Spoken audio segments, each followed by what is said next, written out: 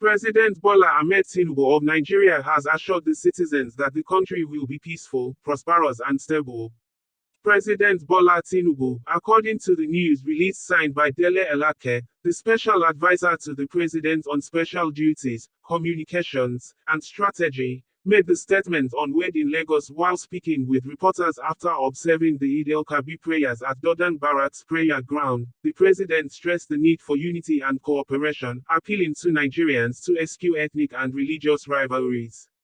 It would be recalled President Bola Ahmed Tinubu arrived Lagos State from London yesterday and received at the airport with a long convoy of vehicles.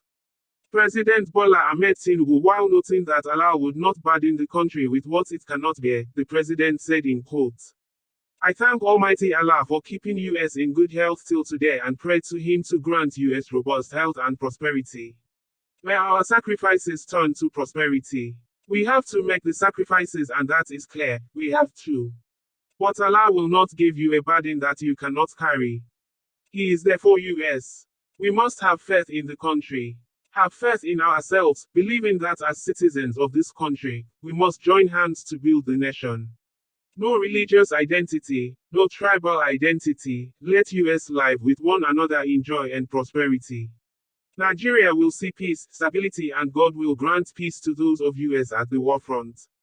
The news release reads further that the president also used the occasion to pray for Nigerian troops in the front line in the fight against insurgency, saying it is his earnest desire and that of the nation that they emerge victorious.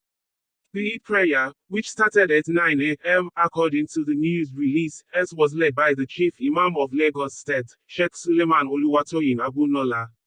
The chief imam later performed the obligatory slaughtering of ram at the Eid prayer ground in celebration of the significance of the noble acts of Prophet Ibrahim in total obedience to Allah's command.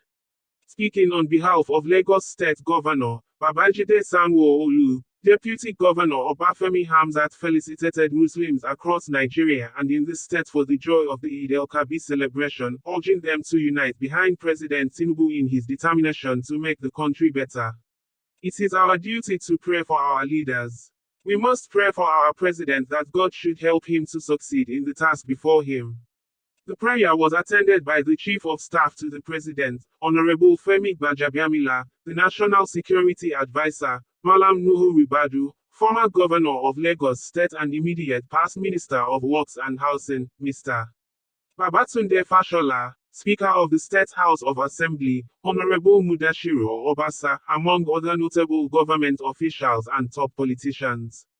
Meanwhile, the long convoy of vehicles filled mostly with security operatives and party faithfuls that received President Bola Ahmed Tinubu at the airport yesterday has generated a lot of comments and reactions among Nigerians. While some persons describe the president as the leader in world escorted with the longest convoy of vehicles, others accuse the president of removing fuel subsidy to allegedly waste taxpayers' money on frivolities. But one of the respondents, Akinjide Jide Babalola, in his opinion via Facebook, said the video showed there were several convoys that temporarily fused into one, just to follow the president on his first visit to Lagos for Salah. According to Akinjide, Chief of Staff and immediate past Nigeria Speaker of the House of Representatives, Honorable Femi Gbajabiamila, National Security Advisor, Alhaji Nuhu Ribadu and Lagos Deputy Governor, Dr. Obafemi Hamzat, Lagos State. Former Governor, Babatunde Fashola, Lagos State government officials, state and federal legislators, as well as numerous other federal officials can't be held back after receiving the president at the airport. Could this entire motorcade be the president's official vehicles? No. Does President Tinubu or the presidency need to fuel vehicles for all these officials? No. Can this video or any other matter be deliberately misinterpreted in ways that justify deliberate bias, negativity, and propaganda? Yes. For some, negative perceptions and propaganda must continue long after electoral contests, and people have a right to their opinion, no matter how jaundiced it sometimes appears to be. But crying does not necessitate closing the eyes entire vision. Ask whether anyone truly believes that all these are vehicles from the presidential villa or not, and from the responses, you'll understand something more about human perception.